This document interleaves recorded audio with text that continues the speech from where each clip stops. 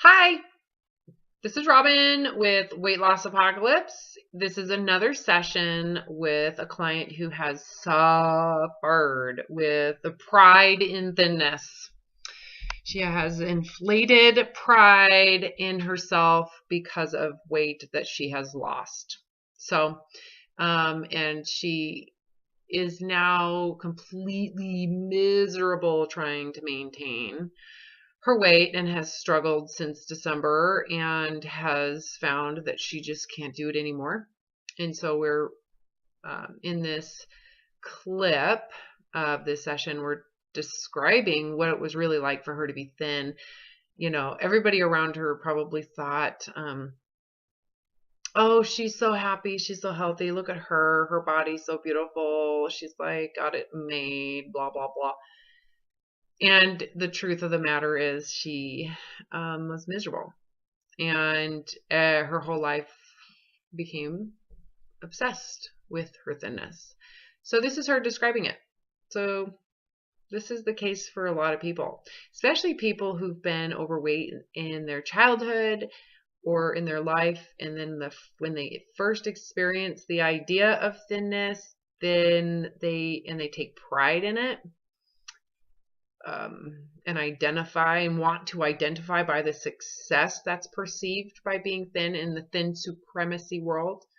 They don't want the shame or the embarrassment of having to admit failure and having regained weight. So this whole conversation is really about the embarrassment that she's experiencing and the struggle she's having. And so it's really good session. So if you want to watch this whole session, you're going to have to join and support Weight Loss Apocalypse in the Patreon account. It's like $5 a month. You have access to all of the sessions that I post. I post a lot of sessions during the week. All right, now I'm posting every day. So there's a lot of content for those of you who are really struggling and can't afford to work with me personally. If you really need help and are ready and willing and to commit to the work that I do with people, you can go to the website that's linked below, fill in the information request form, and you and I will have a consult and start ASAP. We can start as early as today or tomorrow. So, okay, enjoy. But you're feeling sorry for yourself. You're embarrassed. You're still not really letting go. You're holding, your actions are doing it, but your feelings are so not. You're really not letting go. You're saying you are, but you're actually feeling sorry for yourself. The whole eating thing is not going to get better until you're fixating on the food shit still too, which is so not going to work. You stop focusing on the food. Stop focusing on the hunger scale. I don't know how many times I've told you to stop. Are you ready to do what I'm telling you to do yet? Okay, you stop doing it your way? Because your way sucks.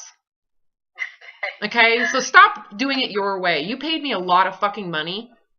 And are you ready to actually do what I've asked you to do? Yeah. Stop focusing on the goddamn hunger scale and your food.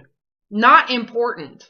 You need to focus on what we're focusing on. You can't expect to get recovery and still feel like bad about yourself for having to be in a body that's normal. You know, you're feeling bad about a normal body. Oh, I'm so uncomfortable. Well, you know what? Because you got super comfortable in your anorexia. Yeah, you're I right. know. Why are you listening to other brainwashed people? Oh, because you want to be thin again. You've got to get rid of the wanting of the thinness. That's what you should be focusing on. Who cares about the hunger scale? That is not going to work. You're going to have a hard time when you still feel like shit about your weight. You got to focus in on the body image. That's the cause. That's the underlying environment that's promoting your food issues. So you can fixate on your food issues all you want, but what's underneath it is boiling up and you're having food issues. Yeah. So stop focusing on the food issues. Okay. And I want you to go into accepting the truth of the body. Is this really worthy of shame? Knowing what you know about, was thinness really that beneficial? If you were to tell the truth, if you had to get a megaphone and stand on a pedestal and tell the truth at the gym, what would you say about that thinner body that you presented to everybody in your pride and self-righteousness? What's the real truth? I thought it would make me happy. Well, the real truth is, I would, if I had to stand in front of a bunch of people, I would say the real truth is it was really great putting on clothes that I felt good in. You mean feeling high with the self-righteousness around compliance? Right. It was good not worrying about, like, my whole thing in life was because I never owned jeans as a teenager or a kid. It's like my whole thing in life was I got to wear a pair of jeans after I had my last baby, because I got to this. But notice how that is so first world, blowing up out of proportion. I got to wear jeans. It was magical. Yeah. And I would say, but for me to maintain the body that I thought was going to bring me happiness, it actually crippled my life. It actually paralyzed me as a human being. It actually, the part of me that I thought I was going to live more and be more free, it shackled me. Every pound I lost probably tightened, like I'm picturing my feet and being shackled to a thing. It actually tightened it that much more because I was restricted to going to one more event or socializing, or I became a prisoner of self. I became so into self that the thinness. I was just, my soul was on hold. Yeah. You know how. Well, because the thinness became what you were living for. Yes. It's the thinness. When you said self, I want to make sure that people understand that's the thinness that you identified by. That became everything, to the point where you couldn't go out in public because your food restrictions, the way you kept the thinness, became life. It became life. My world. And but the crazy thing is, was it really beneficial to where it was worth that? No, forget beneficial. There was on the outside, to what people saw, it might have looked like beneficial, but there was not one benefit to it. It was the opposite. It was the opposite of benefit. So I don't know what the opposite would be, but it was like crippling. It had a lot of conditions. Paralyzed. I was a paralyzed human being. I was there in body. Describe what you were doing, if you don't mind. Describe what you were doing that was basically paralyzing. You were going to the gym. I was going to the gym. I wouldn't go out between certain times because I had to be home to eat my meals. I would say no to every social event. I've been at airports before where we're ready to board a plane because we have a trip, and I just walked out of the airport and I can't do this. I can't go because I don't have a food scale. I don't have my body scale. I don't know what food's going to be there. At the time, did you realize that was? Did you think it was healthy? No. Like, I wanted a way out so bad, but I didn't know of a way out. At some point, did you think this was the right thing to do? I'm organizing my food. I'm taking care of this. I'm prioritizing this. This is what everybody else should be doing. Did you ever in any way think that what you were doing was beneficial? The means to the end. I never judged anybody else on it. Doesn't matter. I didn't ask if you judged others. I thought you said, I think for me, I thought, oh, this is the only way I can keep my weight in check. And therefore, that's what I need to do, and that's important. Right? Did you ever in any way think it was a safe thing to do? Yes. Yeah. And then is it really safe for someone to have to organize their food to that degree and prioritize their restrictions to that degree I wouldn't wish it on my worst enemy. I know. I would agree. And then the exercising too. Didn't you have to exercise to a certain level of extreme? Actually, for exercise, I ran for 1 hour, never 61 minutes. It was always 60 minutes, an hour a day, and I weight trained 3 days a week. Yeah. And so. The day of our How many times a day did work you, out. how many times a day did you weigh yourself or monitor a body check? Oh, every morning, first thing in the morning. Yeah, and if your weight went up, did it change what you did that day? No. If it went up like over Christmas this year, it went up significantly, like 6 pounds. So then I was like, and it kept creeping every day. It was going up. So then I got, oh my God, all this anxiety. But if it fluctuated between a pound or two, no, it was just. You just kept on doing what you were doing. I would track if I had a bowel movement. Yeah. Yeah. So in the end, this whole weight loss goal, you might have had a picture or been like, look, I've lost so much weight. But the truth of the matter is that you were held captive and paralyzed by what it took to keep that body the way it was. It was my life. Yeah. So in your recovery, as we talk about, if you want your life back, whatever that is, the life of someone that doesn't have this, that doesn't obsess about their weight, that their weight isn't everything, that the food doesn't impact them, that you can just I'm worried I'm not going to like it. Like what? Freedom? You're worried you're not going to like freedom from that hellhole. You want to be paralyzed? No. So you're telling me you're worried you're not going to like non-paralysis? Out of control. Say what? I'm worried I'll be like a kid who wasn't allowed to go play in the park, and now you get to go play. So why would you be worried? If that's the case, don't you think that's inevitable? If you want to recover, so you can either stay in your little hellhole of paralysis, or you can just let natural recovery occur. Which one do you want? Natural recovery. Yeah, so shouldn't you be more worried about what you were doing and going back there? Oh, that's what snaps me out of it. Every time I kind of get Why would you be worried about recovery process when what you were just in is that bad?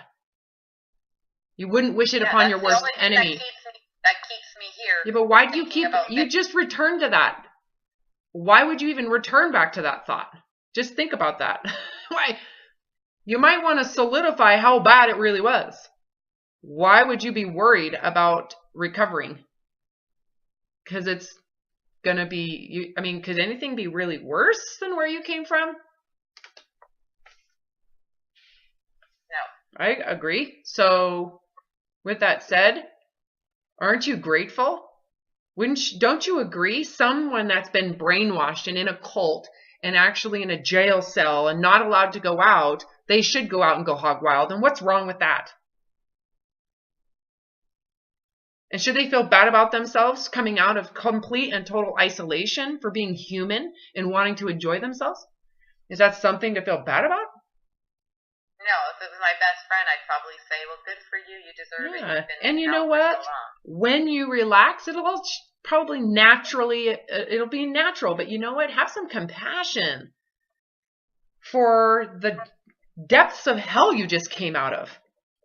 And you're actually still in. You're just kind of recovering out right now. You got to have some compassion. Why would you be worried? Again, because I don't want to gain weight. I'm worried I'm going to gain weight, Robin. That's what's underneath all that. The truth of the matter is, you got to get to where gaining weight is so little compared to what you just came out of. Like, so what? I'd rather gain weight than to go back into that space. Doesn't mean I'm force feeding and binge eating. That comes from actually the shame involved with gaining weight. But it's... Yeah, you're right. Because when I was trying on jeans and I was body checking then, I noticed that I was eating out of emotions then. Yeah, the shame. Yes. I felt like shit because the jeans didn't fit. Which means you're still thin supremacy and you're nowhere close to recovery. You haven't done what we told you to do, right? You're still in hell. You haven't left yet. So it's not like you've even been out yet. It's not as bad. It's releasing. You're getting some release. It's still shitty. You're still in shithole city. So what Yeah, happens? probably thinking recovery shouldn't be this hard. Yeah, well, you're Like, not. It's not hard. What you're doing is not recovering. Is it? You're in the process of getting there, but you're not there. You're nowhere close. And that's okay, because to me, the more you've suffered, the more you've realized that what you're doing is sucky and you should maybe stop. You know what I mean? The more no, people don't recover, the more they realize that their non-recovery can't continue. You know? yeah. And it really comes down to seeing clearly for you. I think your clarity, I think that's helping. When you start to see clearly, it's like these moments of clarity for you make big impact. They did for me as well. Mine just so happened to be like boom, boom, boom, boom, boom, boom, boom, in like this one out of body experience. It was still the same intensity that you're experiencing. You know, what you're going through is exactly what I went through. The timeline, however, is different, right? But I think that has to do with the fact that you're needing to suffer more or to have experience of relapse and suffering to really see it more clearly, because you hadn't really hit the full bottom yet. You know, you get, and you're closer, I think, to the bottom. Even if you could say, well, this bottom is much better than it was before, you're still suffering. You are. Part of it is fighting the process.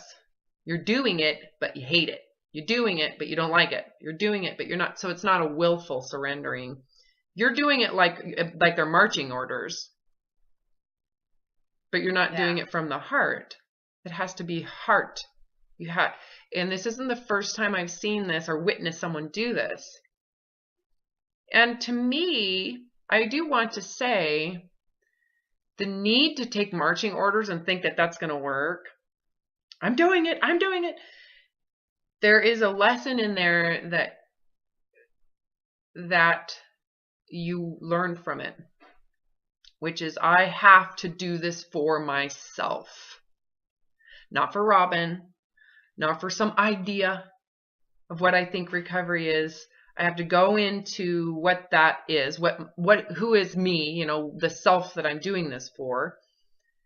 And what is this, you know, why is the body so goddamn important to me? Should anybody have to fixate on the body? Is that the purpose of life, is for people to fixate on making sure their body's good enough? Yeah, like I have my little subconscious mind says to me through this, oh, you just want an excuse to eat. You're looking for somebody to say it's okay. Well, you're just sure, what that's doing is, see, next step. That whole part is going to be there until you focus in on the body image. So go back to the body image. Okay. You can see that whole issue with food is not a primary, it's a secondary thing. It's consequential. Why would you need an excuse to eat if you didn't believe in thin supremacy?